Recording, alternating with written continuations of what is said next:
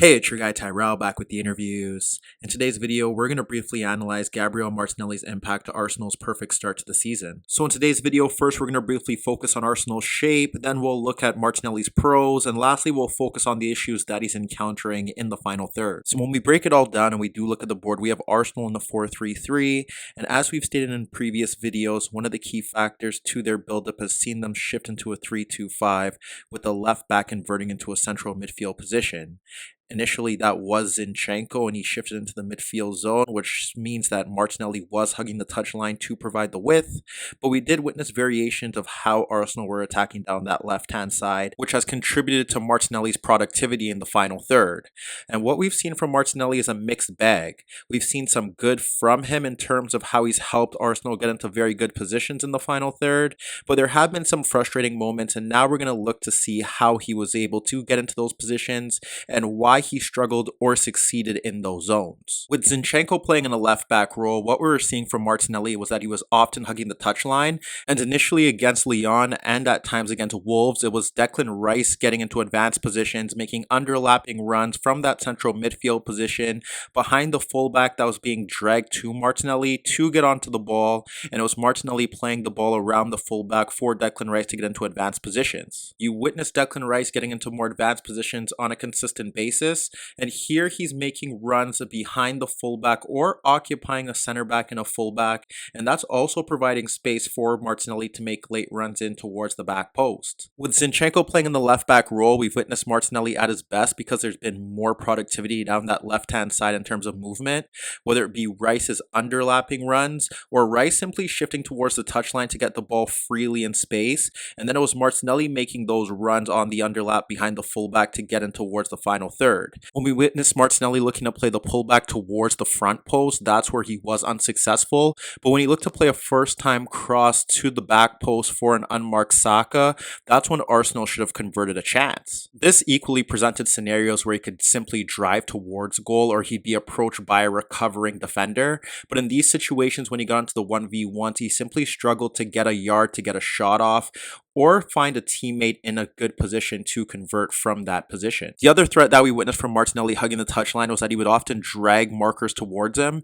and there were pros and cons to this. With Zinchenko on the field, he would be able to drop the ball back towards him as he drags two markers to him, and from there Zinchenko could serve as a creative outlet for Arsenal as he has the passing ability to deliver crosses towards the back post, or simply look to serve as a legitimate goal scoring option or create for others as he squares the ball across the penalty area. Truthfully speaking, this has been Martinelli at his best this season. In that left touchline zone, he's been able to drag markers towards him and simply square the ball for Arsenal players breaking towards the penalty area to place them in legitimate goal scoring positions, or looking for players that were unmarked at the edge of the box due to the fact that he was drawing so much attention towards him. If you focus on the games that Arsenal have played this season, there were several scenarios where Martinelli has the ball in that zone and finds teammates in positions where they simply haven't been able to take their chances. Martinelli's also provided an equivalent threat when he's made runs in beyond the opposing fullback. From that position, whether it be on the underlap or simply making runs off his shoulder and behind, you've witnessed Martinelli get into very good positions where he's looked to play in teammates, or he simply just struggled to get the better of his 1v1 duels by gaining a yard to get a good shot off or a good cross in. That's ultimately been Martinelli's issue, the execution in the final third, and more so in transition. You've witnessed situations this season where Havertz and Odegaard have been able to break in transition, but when they've played Martinelli free into space, he's simply struggled to get the better of his marker, and when he has, he's either lacked a good touch to break in towards the penalty area or simply over-touched the ball and got himself out of that legitimate goal-scoring position. And then lastly, some of Martinelli's early season struggles can simply be down to Arteta's tactics, where we've witnessed Saka enjoy some success with the help of Odegaard making forward runs, Thomas Partey getting forward, and Ben White on the overlap or the underlap. With Zinchenko and Timber inverting in towards that central midfield area, the only activity that Martinelli has in terms of support is Declan Rice's forward movement from that central midfield position. When Zinchenko's pushed forward or got into advanced positions with Arsenal sticking towards a 4 rather than a 3, that has also helped Martinelli, as we've stated, with the pullbacks and simply having Zinchenko allow Martinelli positional freedom. But with Timber inverting, he hasn't really offered offered much of a threat in the final third in terms of helping Martinelli free up space. So we witnessed it more so against Aston Villa, but there were scenarios against Wolves where Zinchenko was in that inverted position. And you've witnessed Martinelli get himself into 1v2s or at times 1v3s with the opposing side's midfielder shifting across for cover. And in those situations, Martinelli simply struggling to gain any success against those defenders, whether it be breaking towards the byline or looking to cut on towards his right foot. And even in scenarios where Rice attempts to help out, they could simply have the additional central midfielder or a center back pick him up. And it's still Martinelli looking to attempt to beat those two defenders in 1v1s. And when he breaks towards the byline, he struggled to get across and towards the box, where he simply ran out of play. And when he ends up looking to cut on towards his right foot, he's forced to check back towards the byline or simply drop the ball off towards Rice. And that alone has been simply frustrating, as Martinelli has struggled to have any sort of impact in that regard. With Zinchenko playing at left back, we've witnessed scenarios where he's simply looked to run in behind the fullback from that touchline position against a high line.